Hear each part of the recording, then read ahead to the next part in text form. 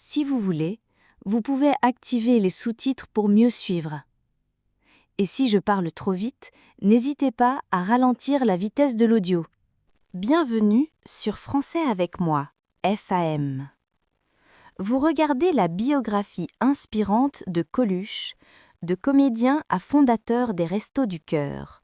Une histoire vraie qui va vous marquer. Imaginez un homme qui fait rire les Français, un clown qui se produit sur les grandes scènes de Paris. Puis un jour, il regarde autour de lui et voit des gens qui ont faim. Il voit des enfants dans la rue. Et là, il prend une décision importante. Il quitte presque complètement la comédie pour aider les pauvres. Qui était Coluche ? Comment un comédien connu a-t-il pu devenir le fondateur de l'une des plus grandes organisations humanitaires de France ? Découvrez la vraie histoire de cet homme qui a transformé son succès en solidarité. En plus de découvrir l'ambition, les défis et l'héritage de Coluche dans cette biographie complète, vous allez enrichir votre vocabulaire et améliorer votre français au niveau B2. Cette histoire vraie montre comment une personne ordinaire peut créer du changement social et humanitaire. Chapitre 1 : L'enfant rebelle. 1944-1960. Michel Gérard Joseph Coluche, né à Paris le 28 janvier 1944. Ses parents lui donnent un surnom, Coluche.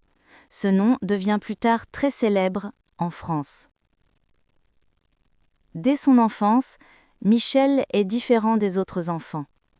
Ses parents ne sont pas riches, mais ils aiment le cinéma. Il montre au jeune Michel des films de Chaplin et des Marx Brothers. Dans ces films, Michel découvre quelque chose d'important. Le rire peut être une force, une manière de dire non au monde.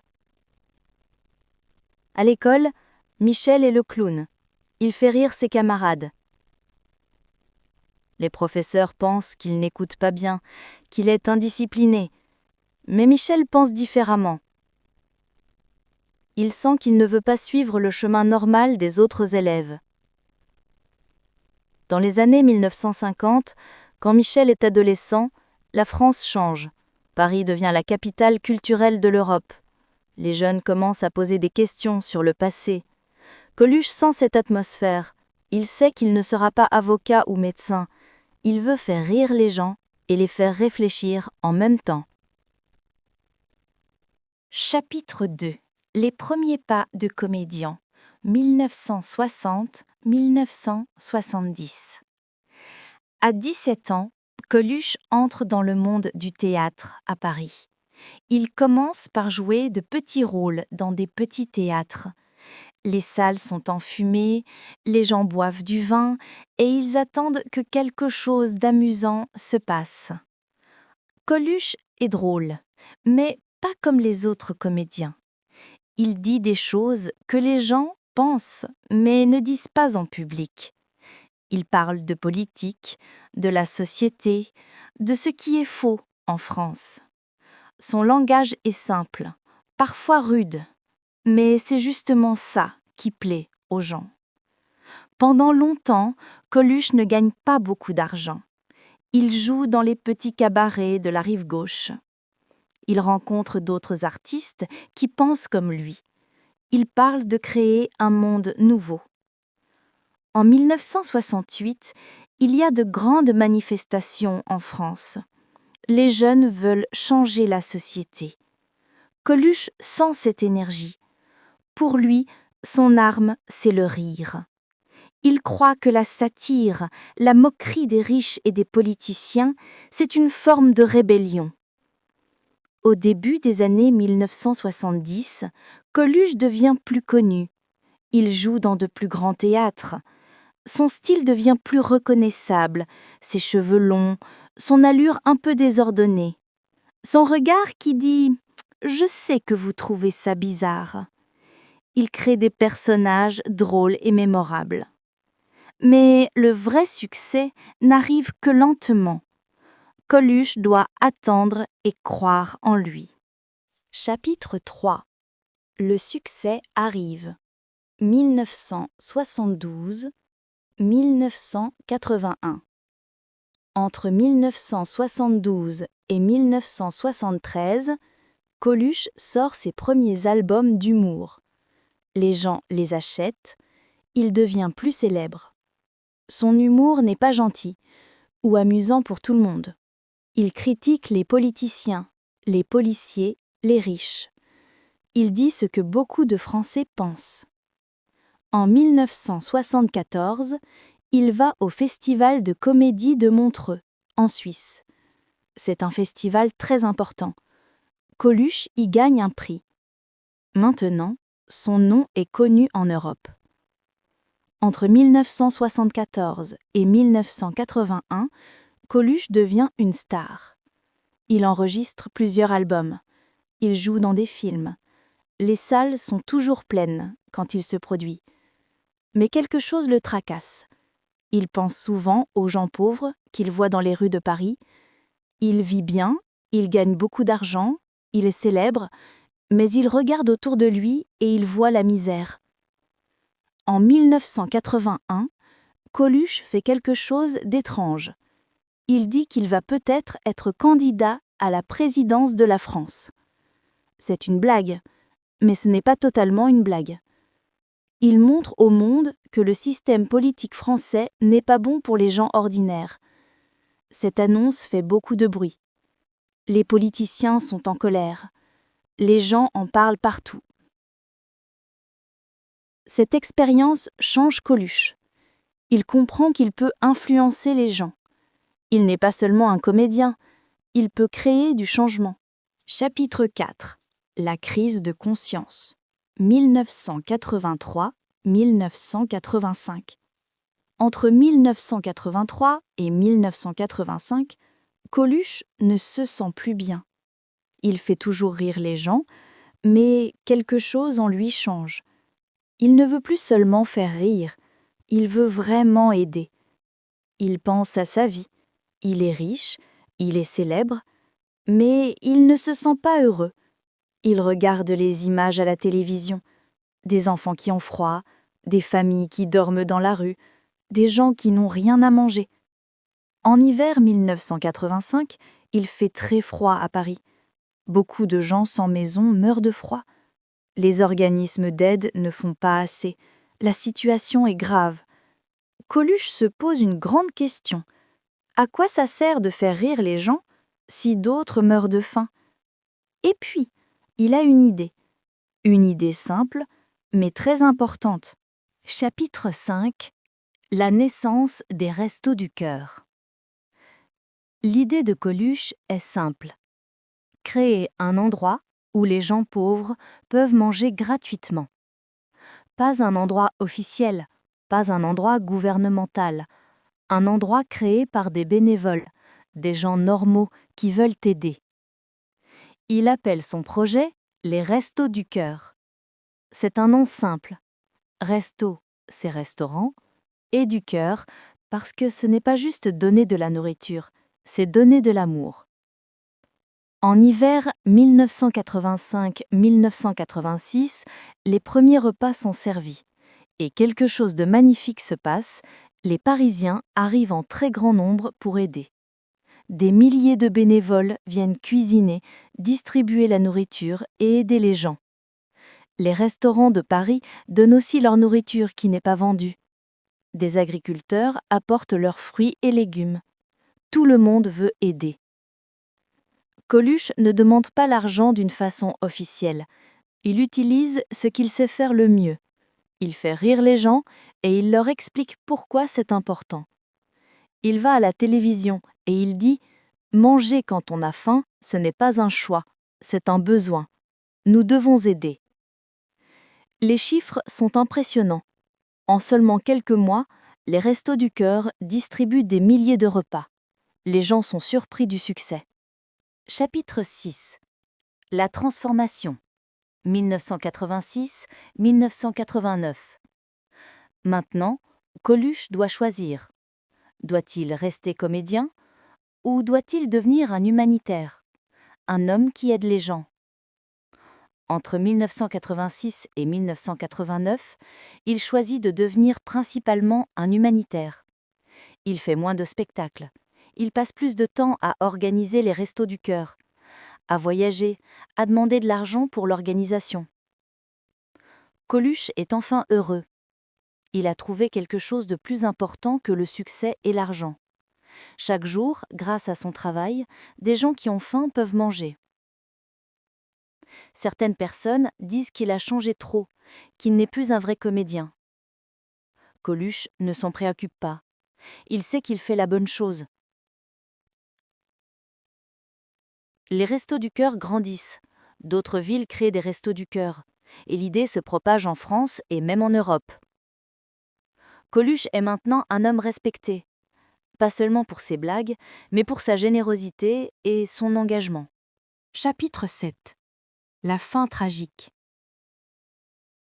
Entre 1985 et juin 1986, Coluche vit intensément.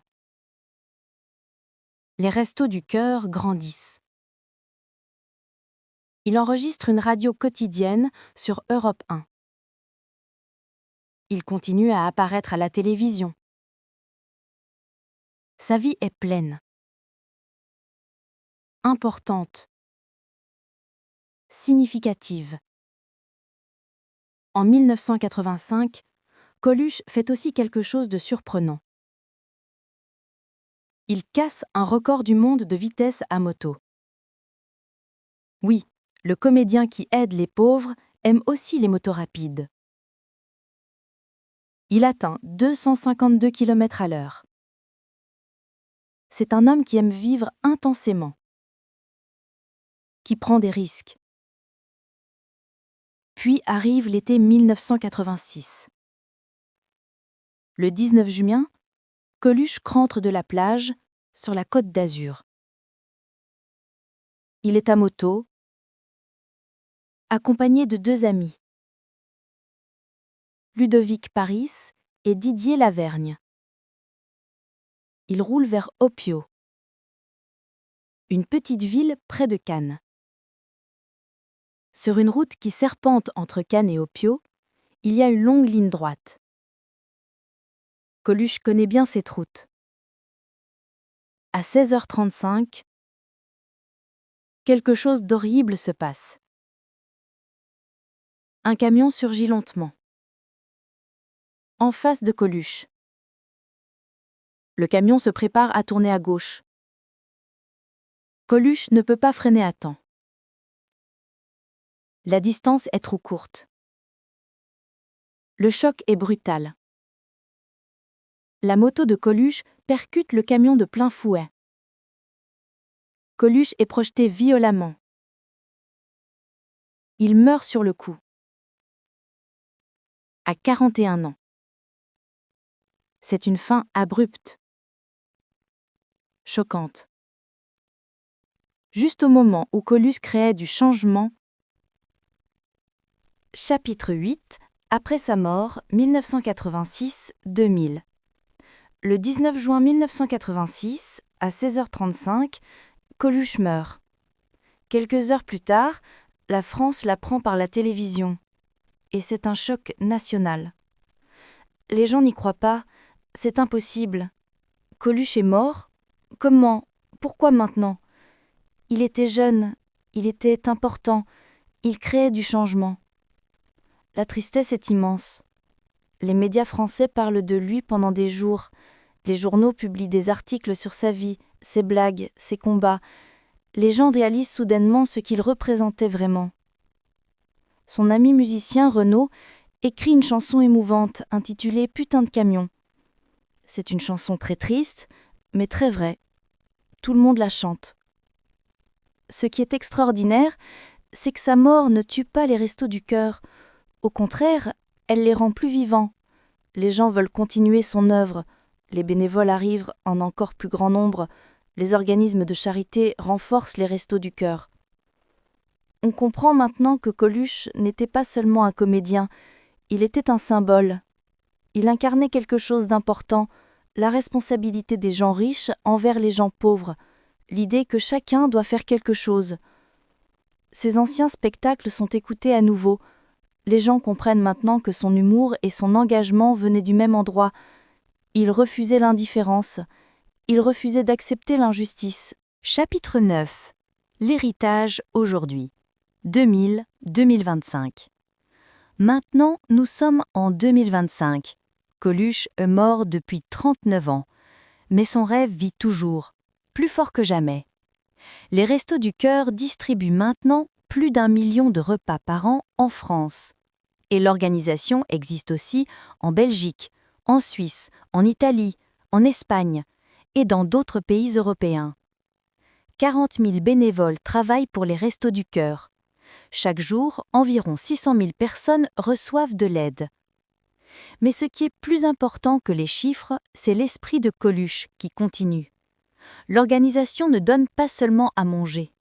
Elle aide aussi les gens à trouver du travail, à étudier, à avoir une vie meilleure. Chaque année, les Restos du Cœur organisent des galas de charité. Des comédiens font des blagues, des chanteurs chantent, et tout l'argent va aider les pauvres. C'est comme si Coluche continuait à faire des spectacles pour aider les gens.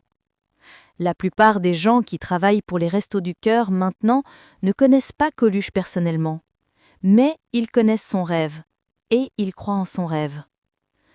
En 2008, un film est sorti en France, Coluche, l'histoire d'un mec. Coluche, l'histoire d'un gars. Le film raconte sa tentative de se présenter à la présidence en 1981. Des centaines de milliers de Français le regardent. Et en 2011, dans la ville de Montrouge, sa ville natale, on a construit une statue de bronze en son honneur. Ce n'est pas une statue de Coluche lui-même, mais de son costume. Son pantalon rayé bleu, son t-shirt jaune, ses baskets blanches. Des centaines de fans viennent voir cette statue. La leçon de Coluche. Quelle histoire! Nous avons parcouru la vie de Coluche, ses rêves, ses échecs et ses succès. Et vous avez fait tout cela en pratiquant votre français. Coluche nous enseigne une leçon simple mais très importante. Une seule personne peut changer le monde. Coluche n'était pas politicien, il n'était pas puissant. C'était un homme ordinaire. Mais il a regardé la misère et il a dit non. Il a créé quelque chose. Il a donné son temps, son argent, son énergie pour aider. La vie de Coluche montre qu'on ne doit pas attendre la permission pour aider.